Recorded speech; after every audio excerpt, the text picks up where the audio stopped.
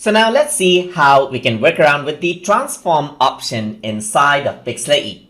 So here you can see that I have an image opened up, and if I want to work around with the transform tool, then you can go around into the edit menu, and in the edit menu you can see transform is an option. And in transform you can see that you got rotation, you got flipping option.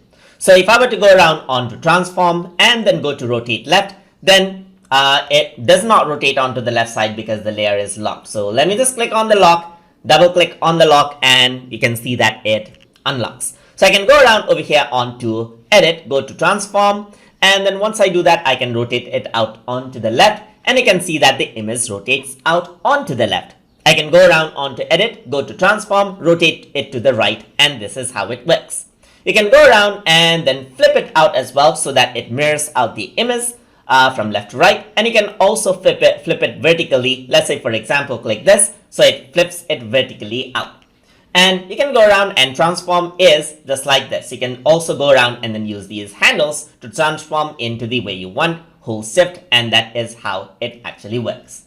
And that is how you can use the transform tool to change out the image. That is, you can transform out the image inside of Pixlr E. So hope you guys learned something as always.